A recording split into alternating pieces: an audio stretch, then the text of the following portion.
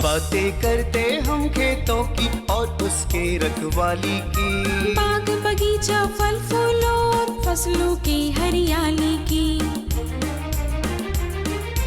हम बीजों की बातें करते उत्तम जल संसाधन की, हम तकनीकी बातें करते फसलों के उत्पादन की। हर किसान का सपना सच हो जीवन सुखद बनाने को, गाँव-गाँव के हर आंगन का प्यारा सा ये दर्शन। कृषि दर्शन, कृषि दर्शन, कृषि दर्शन, कृषि दर्शन, कृषि दर्शन, कृषि दर्शन, कृषि दर्शन, कृषि दर्शन। नमस्कार, जोहार। कृषि दर्शन कार्यक्रम में आप सभी किसान भाई बहनों का तहे दिल से स्वागत है। मैं हूं शशि।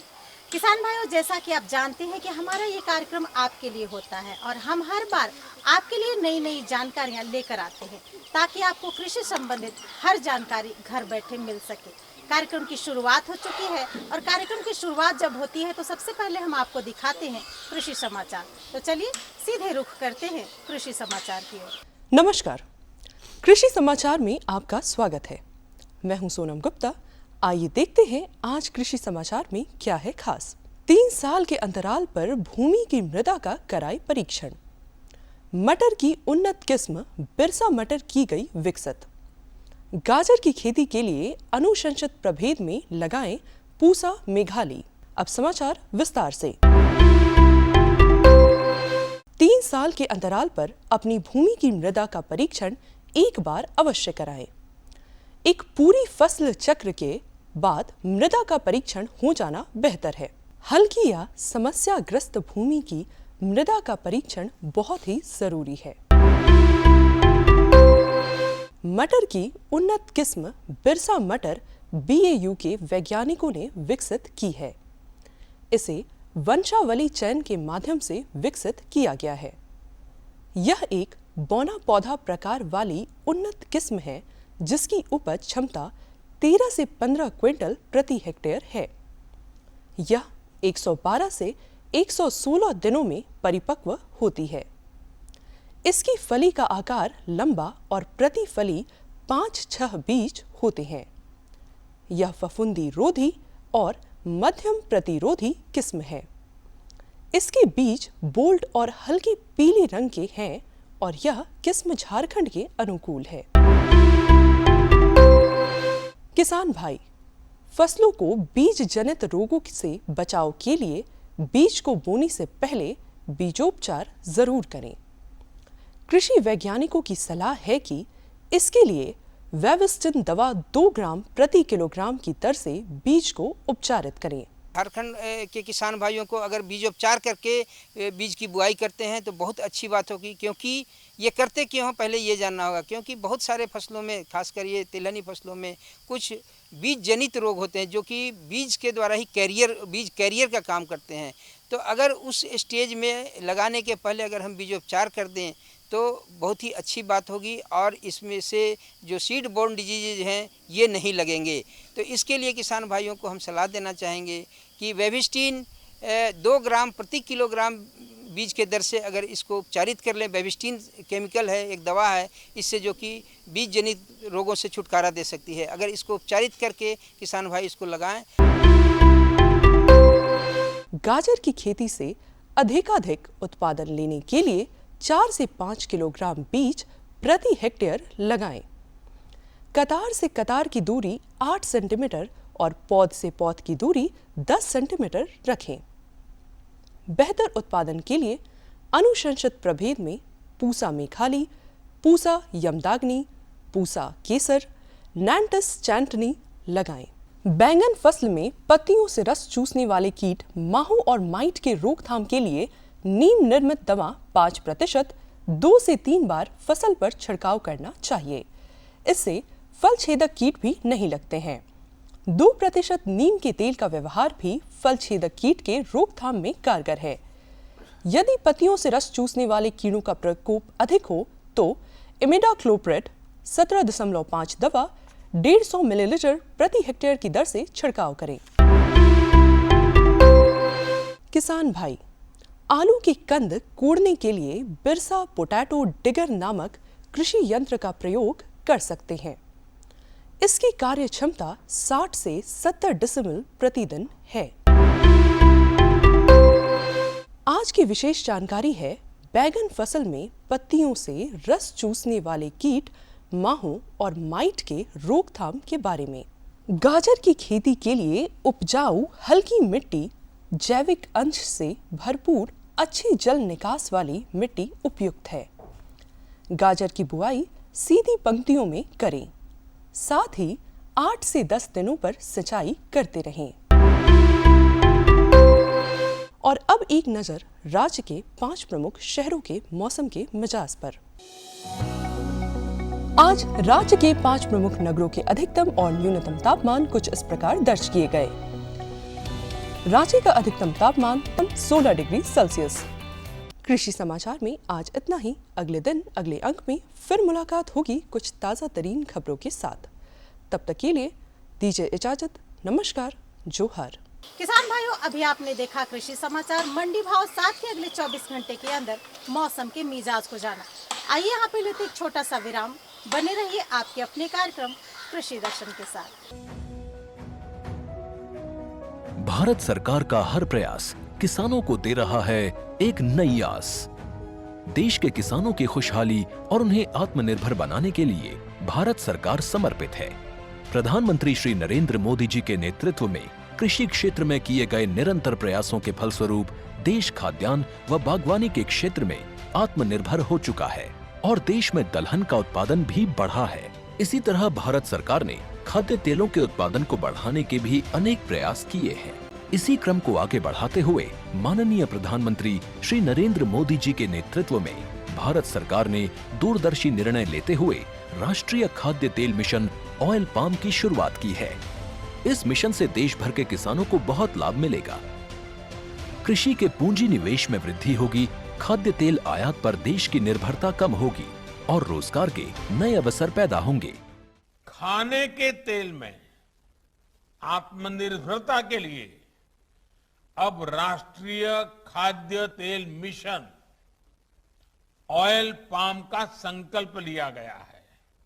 इससे किसानों को तो सीधा लाभ होगा ही, गरीब और मध्यम वर्ग के परिवारों को सस्ता और अच्छी क्वालिटी का तेल भी मिलेगा। यही नहीं, ये मिशन बड़े स्तर पर रोजगार का निर्माण करेगा। इस मिशन के अंतर्गत ऑयल पाम का रकबा और पैदावार बढ़ाने पर जोर देने के लिए सरकार ने 11,000 करोड़ रुपए से अधिक की सहायता राशि निर्धारित की है। मिशन के तहत सरकार ने ऑयल पाम की खेती के लिए रोपण आदि की सहायता में बढ़ोतरी करते हुए पहले मिलने वाले 12,000 रुपए प्रति हेक्टेयर को बढ़ाकर 29,000 रुपए प्रति हेक्टेयर तक कर दिया है। ऑयल पाम के पुराने बागों के पुनरुद्धार के लिए 250 रुपए प्रति पौधा के हिसाब से विशेष सहायता दी जा रही है। पौधारोपण सामग्री की कमी दूर करने और बीजों की पैदावार करने वाले बागों को भी सहायता दी जाएगी। इसके तहत 15 हेक्टेयर ऑयल पाम उद्यान के लिए 80 लाख रुपए तक की सहायता राशि दी जाएगी। इसके अलावा नर्सरी विकास के लिए 40 लाख रुपए तक तय किए गए हैं। पूर्वोत्तर और अंडमान राज्यों के लिए विशेष सहायता का भी प्रावधान है। ऑयल पाम के किसान ताजे फलों के गुच्छे यानी FFB का उत्पादन करते हैं, जिनकी वर्तमान में कीमतें अंतर्राष्ट्रीय मूल्यों में उतार चढ़ाव के आधार पर तय होती हैं। पहली बार केंद्र सरकार ताजे फलों के गुच्छे की कीमत के लिए किसानों को आश्वासन दे रही है। ये व्यवहार्यता मूल्य यानी VP कहलाएगा, यानी किसानों को कोई घाटा नहीं होने दिया जाएगा। व्यवहार्यता मूल्य VP तय करने की शुरुआत 1 नवंबर से होगी और अगले वर्ष 31 अक्टूबर तक जारी रहेगी। इसे ऑयल पाम वर्ष कहा जाएगा। इस योजना के तहत वर्ष 2025-26 तक ऑयल पाम का रकबा 6.5 लाख हेक्टेयर सृजित करने और कच्चे ऑयल पाम की पैदावार वर्ष 2025-26 तक 11.20 लाख टन पहुंचाने का लक्ष्य निर्धारित किया गया है। सरकार के इस महत्वपूर्ण निर्णय से देश में ऑयल पाम की खेती करने वाले किसानों में विश्वास पैदा होगा और वे खेती का रकबा बढ़ाएंगे। इस तरह पाम ऑयल का उत्पादन भी बढ़ेगा, जिससे किसानों की आय बढ़ेगी और ग्रामीण अर्थव्यवस्था भी सुदृढ़ होगी। किसान भाइयों, जब आप खेती किसानी करते हैं, साग सब्जियां अपने खेतों में लगाते हैं, तो साथ साथ हमारे बहुत सारे ऐसे किसान भाई हैं जो दलहनी फसलों की भी खेती करते हैं। लेकिन याद रहे किसान भाइयों, जब आप खेती किसानी करते हैं तो अधिकतर देखा जाता है कि खेतों में कीट का जो प्रकोप होता है वो बढ़ जाता है। ऐसी स्थिति में हमारे किसान भाई पहले से ही कीट प्रबंधन करके रखें तो जो खेतों में जो कीटों का जो प्रकोप होता है वो कम हो जाता है, कभी कभी नहीं भी लगता है। तो हमारे किसान भाई कीट प्रबंधन कैसे करें जिससे उनकी फसल लहलहाते रहे।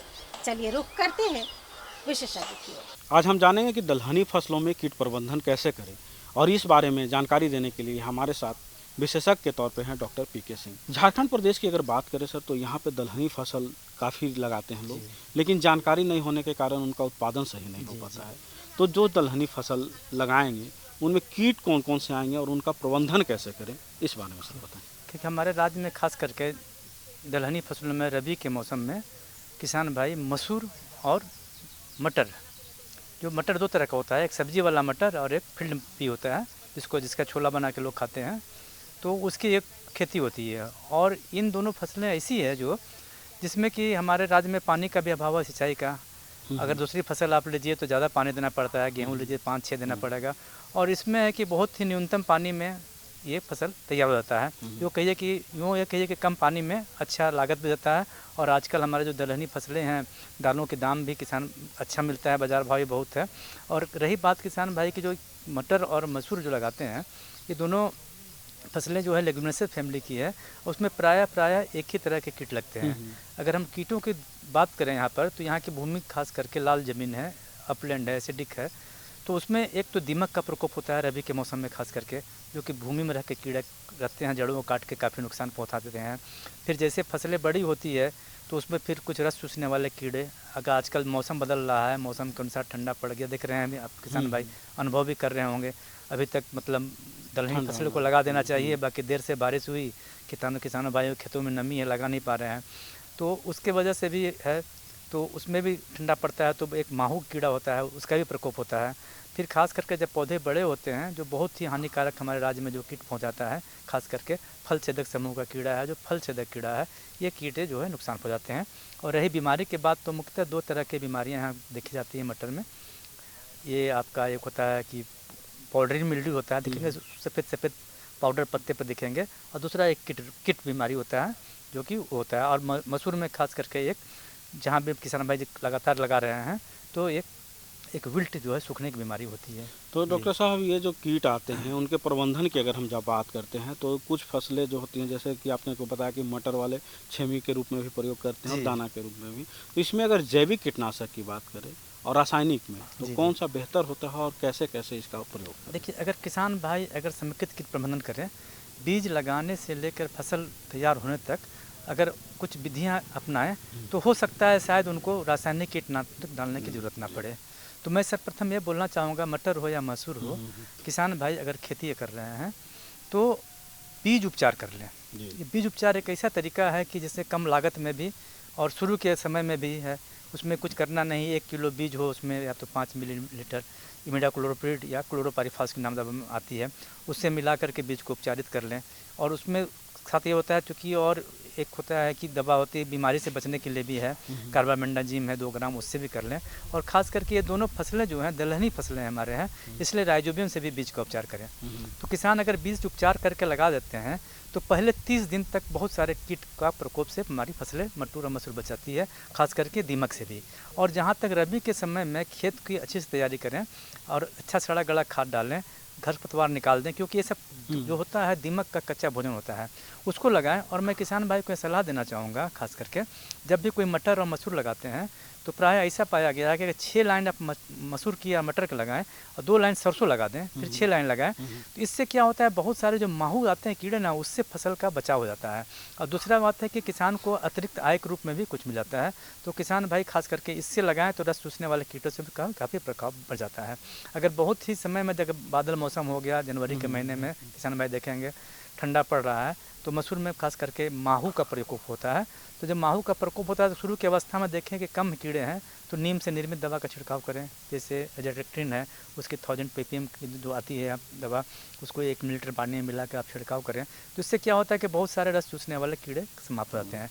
और दूसरे बात किसान भाई को थोड़ा सा आधुनिक तरीके में जानना होगा, आप हमारा पीला प्रपंच उपलब्ध है मार्केट में और कोई बहुत महंगा भी नहीं है, आप उसको लगाएं। उससे क्या होता है कि बहुत सारे रस चूसने वाले कीड़े उस प्रपंच में आकर चिपक जाते हैं। उससे किसान भाई को 2 फायदा होगा। एक तो ये होगा कि वो देख लेंगे कौन सा कीड़ा चिपका है, स्वतः नियंत्रण होगा। जब ये लगातार बहुत कीट आ रहे हैं उसमें फंस रहे हैं तो हम किसी भी दवा के लिए जाएंगे, वरना हम नहीं जाएंगे। और रही जब बात फल छेदक समूह का कीड़ा लगता है खास करके, तो उसमें भी नीम से निर्मित दवा डालें। नीम गिरी का जैसे हम लोग हमेशा बताते रहते हैं कि नीम के बीज को उसका बर्बाद ना होने दें। आपके गांव में घर में अगर बीज है तो उसको आप चुन लें, चुनने के बाद उसको आप छाया में सुखा करके चूरा बना कर रख लें और 1 किलो बीज पाउडर को आप 20 लीटर पानी में मिला करके सुबह रात में डाल दें, सुबह छान लें, उसमें थोड़ा सा टीपॉल मिला करके या कुछ सस्ता वाला सिरप वो मिला करके छिड़काव करें तो उससे बहुत नियंत्रण हो जाता है। बाकी अभी देखना पड़ेगा कि खास करके जो फल छेदक समूह का कीड़ा है तो ऐसा अगर 1-2 कीड़ा दिख रहा है तो दवा डालने की ज़रूरत नहीं है। तो ये हमको एक मालूम करना है कि कौन ज़रूरी है, कब डालें। तो आजकल गंध पास भी उपलब्ध है जिसको हम लोग फेरोमोन ट्रेस करते हैं, जो हिलोल्योर लगाएं। अगर देखें कि उसमें कंटिन्यूअस 5 कीड़े प्रतिदिन फंस रहे हैं तब आप कीटनाशक दवा के उतर जाएं। पहले जैविक कीटनाशक दवा है बेसिलस thuringiensis है उसका छिड़काव करें। अगर उससे नहीं होता नीम से निर्मित करें। फिर एक स्पाइनोसाइड दवा आती है उसकी 1 ml को 2 लीटर पानी में मिलाकर भी आप छिड़काव करें। तो इससे क्या होगा, फल छेदक समूह का जितने भी कीड़े हैं उससे बचाव हो जाएगा। कभी कभी देखा जाता है कि जब फूल जब ज़्यादा लगने लगते हैं तो ऊपर का जो टहनी होता है जो पौधे का वो कट जाता है, जिसके कारण कि मुरझा जाते हैं पूरे पौधे और सूखने लगते हैं। और देखा जाता है कि फल छेदक जब लगते हैं तो पूरा खेत का खेत नाश कर देता है। तो सर इससे बचाव कैसे करेंगे? देखिए, फूल को चूसने वाला आजकल जो मौसम बदल रहा है ना, तो एक नए तरह के कीड़े थ्रिप्स आ रहे हैं, कुछ माइट्स का भी प्रकोप हो रहा है खास करके मौसम में बदलाव के कारण। उससे होता है कि फूल को चूसते हैं तो फूल गिर जाता है, तो उससे भी काफ़ी नुकसान होता है। तो उसका भी स्वतः बचाव हो जाएगा अगर नीम से निर्मित दवा को हम लोग डालें, क्योंकि उस समय ऐसी फसल की अवस्था होती है जो कि हरा मटर भी खाने के लिए प्रयोग करते हैं। तो आप नीम से निर्मित दवा को डालें। अगर देखें कि बहुत ज़्यादा हो गया है किसान भाई, अभी इसका मतलब दवा से रुक नहीं रहा है, तो इमिडाक्लोरोपिड की दवा आती है उसकी 1 मिलीलीटर मात्रा को 1 लीटर पानी में मिला करके आप उसको छिड़काव कर दें, इससे भी स्वतः बचाव हो जाएगा। और रही पौध फल छेदक समूह कीड़े की बात, तो उसमें भी जो है आप गंधपास लगाएं। अगर देखें कि पर रात 5 से ज़्यादा फंस रहा है तो स्पाइनोसाइड दवा डालें, वो भी जैविक ही है दवा और काफ़ी फ़ायदेमंद भी है। और थोड़ा सा हम उसका प्रभाव भी कम रहता है, तो आप उसको आप छिड़काव करें तो उससे भी फसल आपका बच जाएगा। किसान भाइयों, आपने देखा कि हमारे विशेषज्ञ ने दलहनी फसलों में कीट प्रबंधन की कितनी अच्छी और महत्वपूर्ण जानकारियाँ दी। सस्ते और टिकाऊ भी हैं और जैविक जो हमारे किसान डॉक्टर साहब ने बताया कि जैविक नीम जनित जो है वो ज़्यादा किफ़ायती होगी, क्योंकि हम लोग मटर की जो फलियां हैं वो डायरेक्ट भी खाते हैं तो उससे नुकसान भी कम होगा। आप हमारे इस कार्यक्रम में और इतनी अच्छी महत्वपूर्ण जानकारियाँ दी, इसके लिए आपका बहुत बहुत धन्यवाद सर। किसान भाइयों, चलिए हम आपको जानकारी देते हैं समेकित कृषि कार्य के बारे में। जी हाँ, हमारे बहुत सारे ऐसे किसान भाई हैं जो समेकित कृषि कार्य के बारे में नहीं जानते हैं और बहुत सारे ऐसे किसान भाई हैं जो कि कर रहे हैं।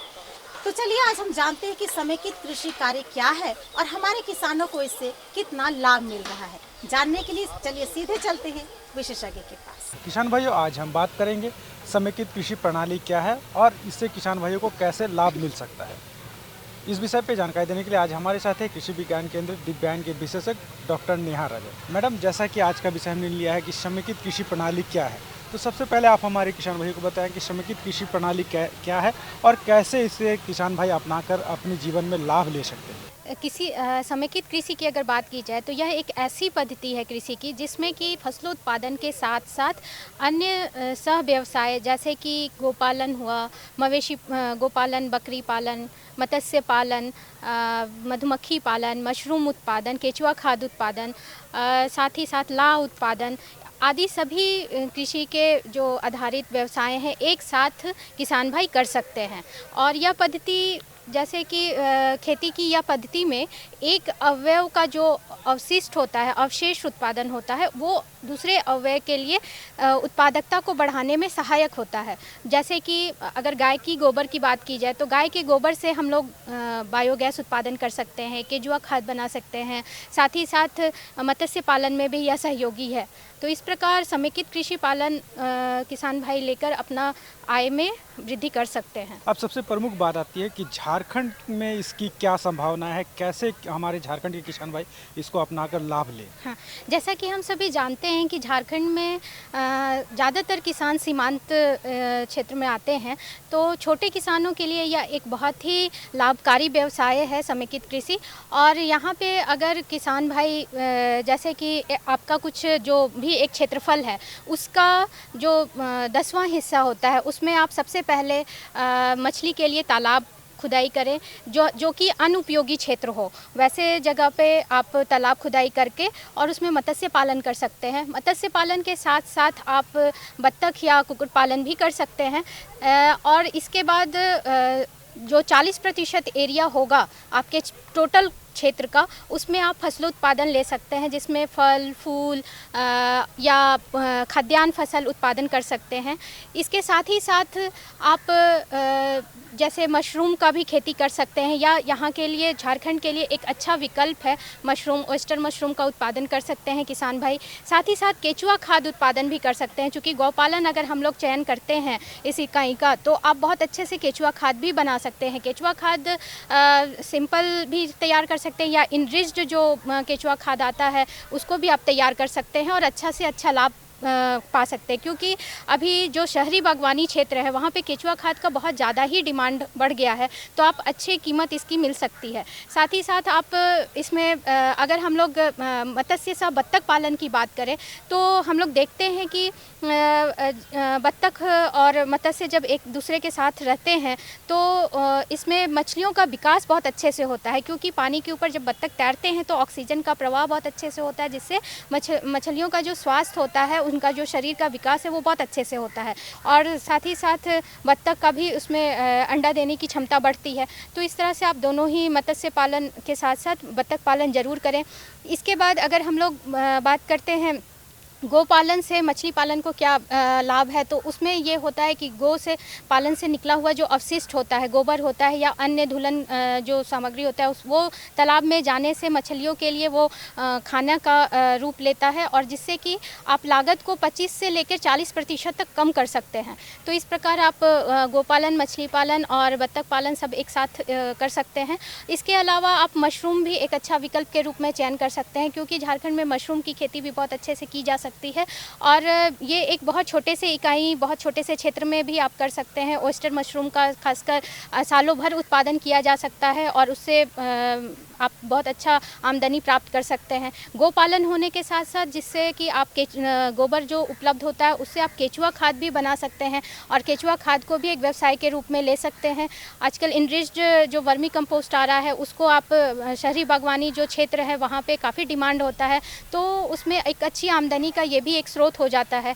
अगर हम लोग एक बात है कि जब हम लोग मशरूम उत्पादन को अगर मुख्य व्यवसाय के रूप में लें या फिर समेकित कृषि में ये एक अवयव के रूप में चयन करें, तो दोनों में ये देखा जाता है कि 50% तक जो ये लागत है उसमें कमी आती है। मतलब अगर समेकित कृषि में मशरूम उत्पादन किया जाए तो 50% कम लागत आएगी और दोगुना से तिगुना उसमें लाभ प्राप्त होगा। तो इस प्रकार इन विभिन्न अवयव का आप चयन कर सकते हैं। अभी झारखंड में बकरी पालन का भी बहुत अच्छी संभावनाएं हैं, तो किसान भाई बकरी पालन भी करें। अपने संसाधन को देखते हुए अगर जंगली क्षेत्र में आपका गांव बसा है तो आप बकरी पालन का भी चयन कर सकते हैं, और ये एक एटीएम के रूप में आप उससे लाभ ले सकते हैं। तो इन सब अवयव हैं जिनका कि किसान भाई चयन कर सकते हैं और लाभ ले सकते हैं। मैडम, चलते चलते आप हमारे किसान भाइयों को और क्या सुझाव देंगे कि समेकित कृषि प्रणाली को अपना के कैसे वो लाभ ले पाएंगे? देखिए, अभी कृषि समेकित कृषि जो है वो आज की मांग है, आधुनिक युग की मांग है, और अगर जो बदलते परिवेश में और साथ में लोगों की ज़रूरतों को देखते हुए उचित प्रबंधन एवं बाज़ार की व्यवस्था को देखते हुए अगर हम लोग ये करें, समेकित कृषि का चयन करें, तो किसान भाई अच्छे लाभ उससे प्राप्त कर सकते हैं और ये उनके लिए लाभकारी सिद्ध होगा।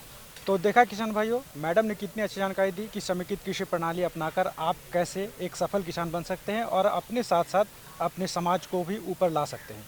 मैडम, आप हमारे इस कार्यक्रम में इतनी जानकारी दी, इसके लिए आपका बहुत बहुत धन्यवाद। धन्यवाद। तो ये थी हमारी आज की जानकारी। हमारी जानकारी आपको कैसी लगी? आप हमारे इस कार्यक्रम के संबंध में कुछ कहना चाहते हैं, पत्र के द्वारा हमसे संपर्क करना चाहते हैं, तो जल्दी से हमारा पता नोट कर लीजिए। हमारा पता है कार्यक्रम कृषि दर्शन, कृषि प्रकोष्ठ, द्वारा केंद्र निदेशक, दूरदर्शन केंद्र, रातू रोड, रांची। 3 संख्या है 834001। हमारा ये कार्यक्रम आप कभी भी कहीं भी देख सकते हैं, यूट्यूब, फेसबुक और ट्विटर के माध्यम से। आप हमें अपना कमेंट भी लिख सकते हैं। जाते जाते हम आपसे एक बात जरूर कहना चाहेंगे किसान भाइयों कि हर दिन आप हमारा ये कार्यक्रम देखते रहिए और लाभान्वित होते रहिए।